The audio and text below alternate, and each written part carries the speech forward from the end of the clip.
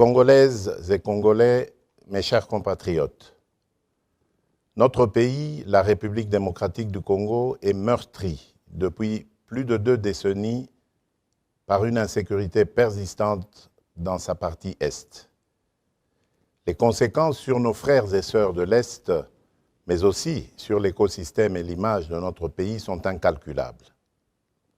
Devenu le point d'éclosion des mouvements rebelles et des groupes armés ainsi que le point d'entrée des forces négatives étrangères qui y sèment la désolation, la partie Est de notre cher et beau pays est aujourd'hui stigmatisée pour des pillages et des exactions dont sont victimes ces populations. Cette image écornée, dont la conséquence immédiate est la méfiance de l'opinion tant nationale qu'internationale, n'est pas de nature à favoriser le développement et le bien-être des populations congolaises. Ceci implique qu'aucun Congolais digne de ce nom ne devrait rester indifférent vis-à-vis de ce qui se passe depuis trop longtemps dans cette partie du territoire national. Mes chers compatriotes, au moment où je m'exprime face à vous, j'ai à l'esprit mes engagements solennels pris lors de la course à la magistrature suprême et que j'ai réitéré lors de mon investiture. L'un de ces engagements fermes était de déployer toute mon énergie et de faire tout ce qui est en mon pouvoir pour mener une lutte acharnée contre l'insécurité qui sévit à l'est du pays, jusqu'à l'éradication complète des forces négatives qui y ont élu domicile ou en ont fait leur base arrière. Pour cela, je salue la bravoure de nos vaillantes forces armées qui se battent jour et nuit pour nous assurer l'intégrité de notre territoire national et protéger nos populations contre les attaques de ces forces négatives. En outre, je réaffirme ce jour, en ma qualité de chef de l'État, garant de la nation et commandant suprême des forces armées, ma décision que j'annonçais il y a quelques jours d'aborder de la manière la plus efficace qui soit ce problème de terrorisme, de violence, bref, d'insécurité à l'est du pays. Mes chers compatriotes, je m'engage dans cette lutte avec la détermination de trouver une solution définitive à l'inacceptable situation de l'Est.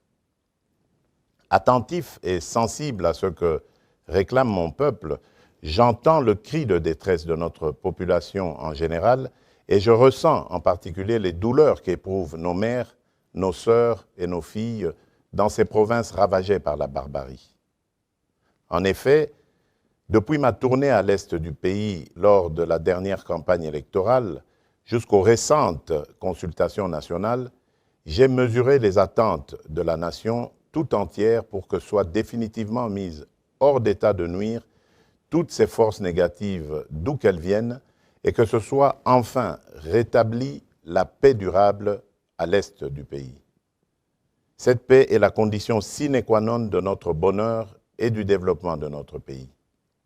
C'est pourquoi, prenant la mesure de la situation et usant des prérogatives constitutionnelles me conférées par les articles 69, 85, 144 et 145 de la Constitution, et après concertation avec le Premier ministre et les présidents des 2 chambres du Parlement national, Conseil supérieur de la défense entendu, j'ai décidé de proclamer l'état de siège sur toute l'étendue des provinces de l'Ituri et du Nord Kivu. Des dispositions subséquentes seront annoncées dans les heures qui suivent. J'invite dès lors chaque Congolaise et chaque Congolais, où que vous vous trouviez, à une mobilisation totale pour faire front avec nos forces armées déployées pour sécuriser notre territoire. Nos vaillants militaires doivent être appuyés par une prise de conscience collective de tous leurs compatriotes à titre de réconfort et leur serment de défendre la patrie et l'intégrité du territoire national. À cet effet, j'exhorte le peuple congolais tout entier à adopter pendant cette période une attitude responsable à tous égards. Ainsi donc, je recommande plus particulièrement au gouvernement de la République de ne ménager aucun effort pour assurer la logistique nécessaire aux forces armées déployées au front. À la classe politique tout entière de ne mener aucune action de nature à saboter ni à décourager nos forces armées.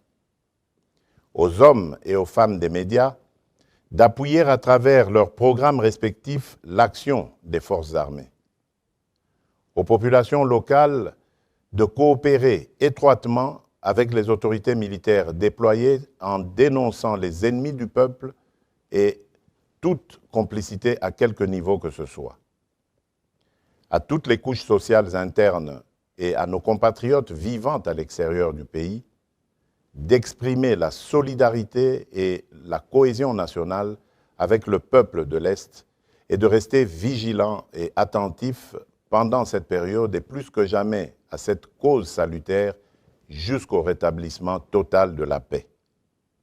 À la société civile de se mobiliser derrière nos forces armées et enfin aux servantes et serviteurs de Dieu de prier pour la nation et pour nos forces armées au front. Que Dieu bénisse la République démocratique du Congo.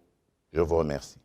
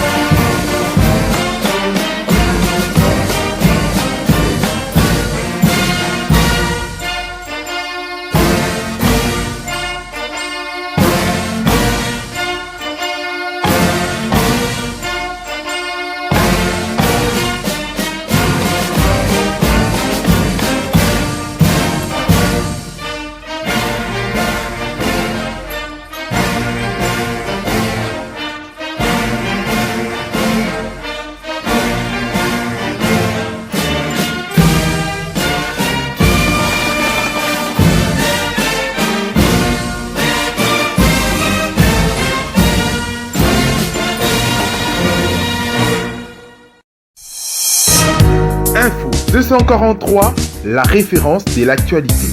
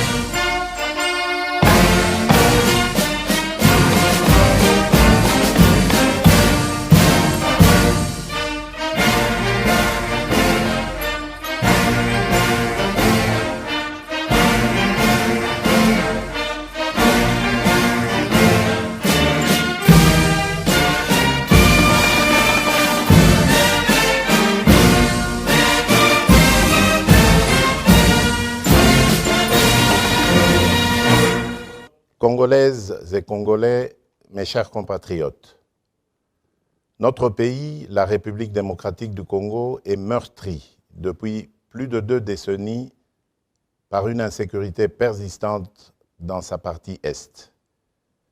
Les conséquences sur nos frères et sœurs de l'Est, mais aussi sur l'écosystème et l'image de notre pays sont incalculables.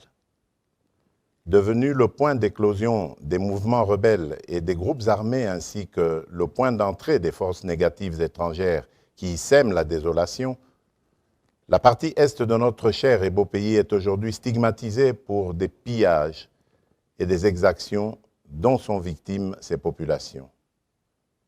Cette image écornée, dont la conséquence immédiate est la méfiance de l'opinion tant nationale qu'internationale, n'est pas de nature à favoriser le développement et le bien-être des populations congolaises. Ceci implique qu'aucun Congolais digne de ce nom ne devrait rester indifférent vis-à-vis de ce qui se passe depuis trop longtemps dans cette partie du territoire national. Mes chers compatriotes, au moment où je m'exprime face à vous, j'ai à l'esprit mes engagements solennels pris lors de la course à la magistrature suprême et que j'ai réitérés lors de mon investiture. L'un de ces engagements fermes était de déployer toute mon énergie et de faire tout ce qui est en mon pouvoir pour mener une lutte acharnée contre l'insécurité qui sévit à l'est du pays, jusqu'à l'éradication complète des forces négatives qui y ont élu domicile ou en ont fait leur base arrière. Pour cela, je salue la bravoure de nos vaillantes forces armées qui se battent jour et nuit pour nous assurer l'intégrité de notre territoire national et protéger nos populations contre les attaques de ces forces négatives. En outre, je réaffirme ce jour, en ma qualité de chef de l'État, garant de la nation et commandant suprême des forces armées, ma décision que j'annonçais il y a quelques jours d'aborder de la manière la plus efficace qui soit ce problème de terrorisme, de violence, bref, d'insécurité à l'est du pays. Mes chers compatriotes, je m'engage dans cette lutte avec la détermination de trouver une solution définitive à l'inacceptable situation de l'Est.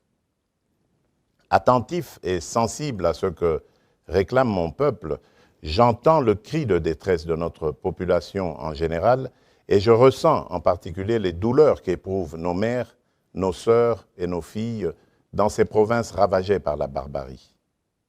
En effet, depuis ma tournée à l'est du pays lors de la dernière campagne électorale jusqu'aux récentes consultations nationales, j'ai mesuré les attentes de la nation tout entière pour que soient définitivement mises hors d'état de nuire toutes ces forces négatives d'où qu'elles viennent et que ce soit enfin rétablie la paix durable à l'est du pays.